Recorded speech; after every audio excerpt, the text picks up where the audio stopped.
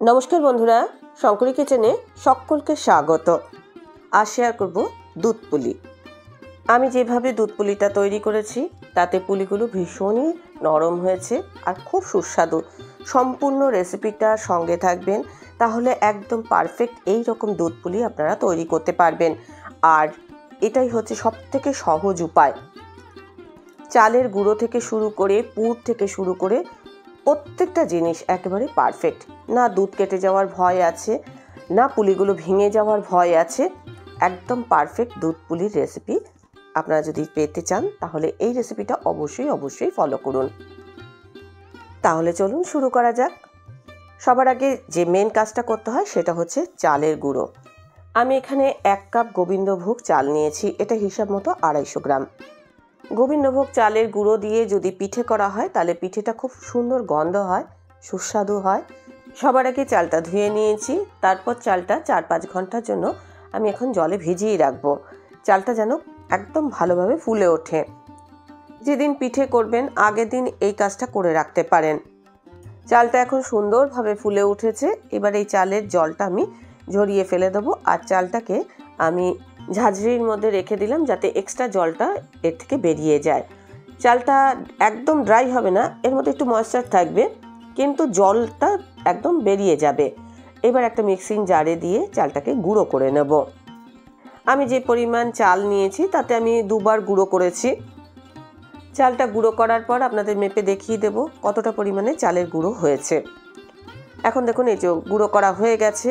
এবার একটা চালনির সাহায্যে আমি এই যে চালের গুঁড়োটা চেলে নেব। এর মধ্যে যদি মোটা মোটা কিছু চালের অংশ থেকে যায় সেটা কিন্তু এই চালনির মধ্যে থেকে যাবে। আবার যখন আমি চালের গুঁড়োটা করব তার সাথে মিশিয়ে আবার চালের গুঁড়ো করে নেব। দেখুন খুব সুন্দর মিহি চালের গুঁড়ো হয়েছে।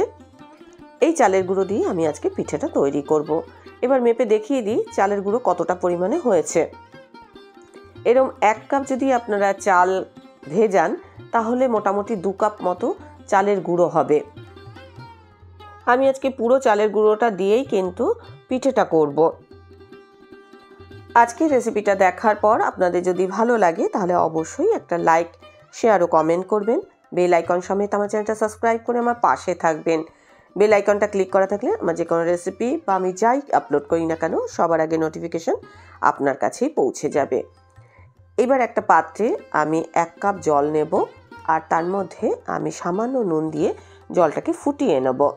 পুরো জলটা কিন্তু আমি এখন এখানে ব্যবহার করব না, বেশিরভাগ জলটাই আমি তুলে নেব। প্রয়োজন পড়লে আমি সেই জলটা এই চালের গুঁড়ো যখন মাখা হবে তখন আমি ব্যবহার করব। তবে আগে কিন্তু ওই অর্ধেক জল করে নেব। ধরুন এখানে 1/2 কাপ জল আছে, এবার হাতে একটা মুঠো করে আমি এক হাতে চালের গুঁড়োটা দিচ্ছি আর একটা ডান্ডা হোক যাই হোক তাই দিয়ে আমি চালের গুঁড়োটা জলের মধ্যে মিশিয়ে নিলাম। আর কাইটা ঠিক এরকম আঠা আঠা মতো হয়ে যাবে। এর মধ্যে আমি যেটা ব্যবহার করব সেটা হচ্ছে রাঙা আলু। এই আলুটার ওজন 200 গ্রাম। আলুটা সেদ্ধ করে নিয়েছি আর গরম অবস্থাতে আমি জলের থেকে তুলে ছাড়িয়ে নিচ্ছি। ওপরে খোসাটা থাকলে আবার একটুখানি লাল লাল মতো দেখতে হবে, সেই জন্য খোসাটা ছাড়িয়ে নিতে হবে। আর আলুটাকে গরম গরম অবস্থাতেই কিন্তু মাখিয়ে নিতে হবে। আলুটা যেন বেশি সেদ্ধ হয় না। সেদ্ধ করার সময় আপনারা একটু চেক করে দেখবেন যে সেদ্ধটা যেন একটু শক্ত শক্ত থাকে। খুব বেশি নরম হয়ে গেলে খোসাটা ছাড়াতে খুব অসুবিধা হয়। এই আলুটা যখনই পিঠের মধ্যে দেওয়া হবে তখন কিন্তু পিঠেটা খুব সফট হবে। একটা ম্যাশারের সাহায্যে গরম অবস্থাতেই আমি ম্যাশ করে নিচ্ছি। এর আগেও আমি একটা দুধ পুলির রেসিপি শেয়ার করেছিলাম, সেটা অন্যভাবে তৈরি করেছি আর এটা আবার অন্যভাবে তৈরি করছি। আলুটা এমনভাবেই ম্যাশ করতে হবে যেন এর মধ্যে কোনো দানাভাব না থাকে। এদিকে চালের যে আমি মণ্ডটা তৈরি করেছি সেই মণ্ডটা কিন্তু আমি চাপা দিয়ে রেখে দিয়েছি আর আলুটাকেও তার মধ্যে আমি রেডি করে নিলাম। এটাও কিন্তু গরমই আছে এখনো। এটা এখন দেখুন আমি একটুখানি হাতের সাহায্যে মাখিয়ে নেব। এই মণ্ডটা একদম আটা ময়দা মাখার যে মণ্ডটা হয় অনেকটা ওই রকম মণ্ডই হবে, দেখবেন হাতের মধ্যে লাগবে না। এইরকম মণ্ড একটা তৈরি হবে। এবার এই মণ্ডটা আমি আলুর সাথে খুব ভালো করে চটকে মাখাবো যেন এই যে দুটো মণ্ড দেখছেন এই দুটো যেন মিলেমিশে একাকার হয়ে যায়। এই যে রাঙা আলুটা দিয়েছি এতে কিন্তু এই পিঠের স্বাদটা খুব ভালো হবে। আর পিঠে শক্ত হয়ে যাওয়ার যে ভয়টা থাকে সেই ভয়টা কিন্তু থাকবে না। চালের গুঁড়ো অল্প রেখে দেবেন। এই সময় যদি প্রয়োজন হয় একটু চালের গুঁড়ো মিশিয়ে নেবেন। দেখুন মাখাটা হয়ে গেছে, একদম সুন্দর একটা ডো তৈরি করেছি আর ডোটা এই রকম হবে। এবার এই ডোটা থেকে আমি লেচি কেটে নেব, তাহলে পুলিগুলো সমান মাপের হবে। দেখুন লেচিগুলো আমি কীরকম মাপের করছি, এর থেকে একটু বড়ও করতে পারেন, আবার এর থেকে একটু ছোটও করতে পারেন। ডোটা তৈরি করার সময় আপনাদের খেয়াল রাখতে হবে যেন আটা ময়দা মাখার ডোটা যেমন হয় দুটো মিশে যাওয়ার পর ওই রকমই ডো হয়। লুচি করার সময় আমরা যে ময়দার লেচিগুলো করি অনেকটা ওই রকম সাইজেরই আমি লেচি করেছি। আমি কিছু চুষি কেটে নেব। একটা চপিং বোর্ডের মধ্যে আমি একটুখানি চালের গুঁড়ো দিয়ে নিয়েছি আর হাতের সাহায্যে ঘষে ঘষে চুষিগুলো তৈরি করে নিলাম। ওই একই ডো থেকে কিন্তু আমি চষি তৈরি করলাম। আঙুলের মধ্যে আমি একটুখানি চালের গুঁড়ো লাগিয়ে নিয়েছি আর চপিং বোর্ডে চালের গুঁড়ো ছড়িয়ে দিয়েছি, এতে চষিটা করতে সুবিধা হবে। দেখুন কিছুটা পরিমাণ চষি করে নিয়েছি আর কিছু আমি পুলি করব। তো এইগুলো চষিগুলো তো রেডি করলাম। এদিকে আমি পুরের জন্য একটা নারকেল কুড়ে নিয়েছি, এর মধ্যে আমি 250 গ্রাম পাটালি গুড় দিচ্ছি। পাটালি গুড়টা আমি টুকরো টুকরো করে নিয়েছি, হামানদিস্তায় গুঁড়ো করেও আপনারা ব্যবহার করতে পারেন। এর মধ্যে 150 গ্রাম চিনি দিয়েছি। পুরটা কিন্তু একটু মিষ্টি বেশি হলে পুলি পিঠেগুলো খেতে ভালো লাগে।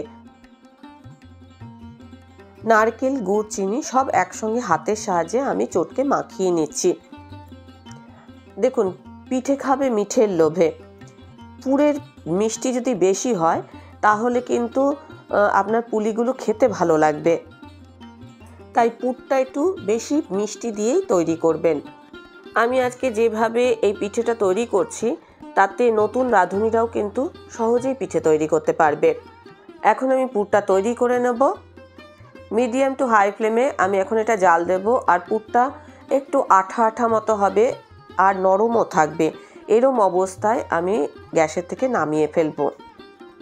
দেখবেন এটা যখন পাক দেবেন এটা এরকম কড়াই থেকে দেখবেন একটু তেলা তেলা মতো হয়েছে, এরম অবস্থায় গ্যাসের থেকে নামিয়ে ফেলতে হবে।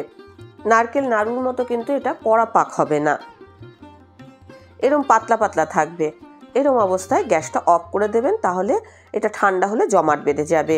কড়াইয়ে সামান্য পরিমাণে আমি জল দিয়েছি, তারপরে আমি 1.5 লিটার দুধ এখানে দিয়ে ফোটাতে দিয়ে দিচ্ছি। ততক্ষণে আমি পুলিগুলো তৈরি করে নেব। আর প্যাকেট ধুয়ে অল্প অল্প জল এর মধ্যে আমি অ্যাড করব।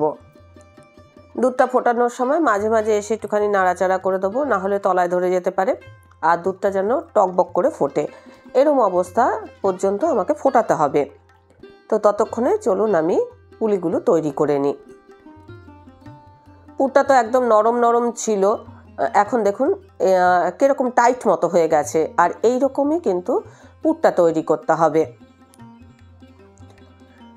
দুধটা এখন হাই ফ্লেমে আমি ফোটাতে দিয়ে দিলাম। আর এই যে দেখুন এখন লেচিগুলোর থেকে আমি পুলি তৈরি করব। পুলিগুলোর যে খোলটা যেন খুব পাতলা হয়, একটু হাতের মধ্যে চালের গুঁড়ো লাগিয়ে নেব। যত সুন্দরভাবে পাতলা করা যাবে তত সুন্দরভাবে পুলিগুলো হবে। তা আমি যতটা সম্ভব এটা পাতলা করে নিচ্ছি। খোলটা তো তৈরি হয়ে গেছে, এইবার এর মধ্যে আমি পুর দিয়ে দেব। বাটিটার মাঝখানে আমি পুরটা দেব আর ভালো করে সিল করে দেব।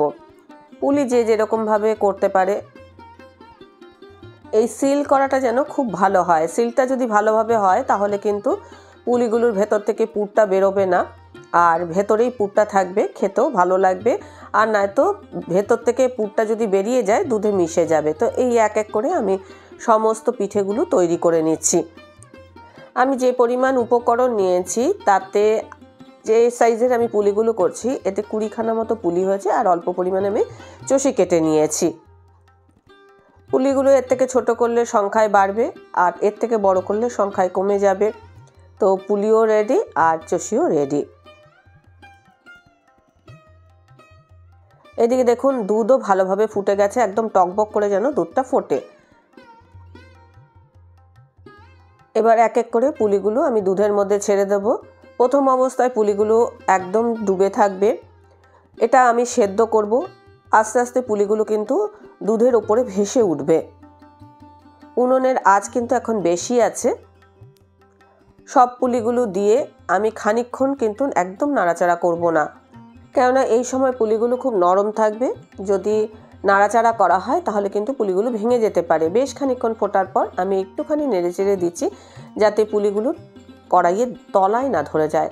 আস্তে আস্তে যখন ফুটতে থাকবে, এগুলো সেদ্ধ হয়ে যাবে, আস্তে আস্তে কিন্তু পুলিগুলো উপরে ভেসে উঠবে। যখন এগুলো উপরে ভেসে উঠবে তখন বুঝবেন যে পুলিগুলো কিন্তু সেদ্ধ হয়ে গেছে। দুধের মধ্যে পুলিটা যখনই সেদ্ধ হবে তখন কিন্তু দুধটাও আস্তে আস্তে ঘন হতে থাকবে। যদি দুধ খুব পাতলা থাকে তাহলে অল্প পরিমাণ চালের গুঁড়ো এর মধ্যে মেশাতে পারেন। আর এখন আমি চুষিটা অ্যাড করে দিচ্ছি। চুষিটা আমি শেষের দিকে অ্যাড করেছি, কেননা এগুলো তো খুব সরু সরু, এগুলো পরের দিকে অ্যাড করলেও হবে। এবার দুটোই কিন্তু আমি খুব ভালো করে ফুটিয়ে নিচ্ছি, যেন খুব ভালোভাবে সেদ্ধ হয়ে যায়। যতক্ষণ না সেদ্ধ হবে ততক্ষণ পর্যন্ত এটা ফুটিয়ে নিতে হবে। সেদ্ধ হয়ে যাওয়ার পর মিষ্টি অ্যাড করতে হবে। আগে যদি মিষ্টি অ্যাড করে দেওয়া হয় তাহলে কিন্তু এই পুলিগুলো সেদ্ধ হতে চাইবে না।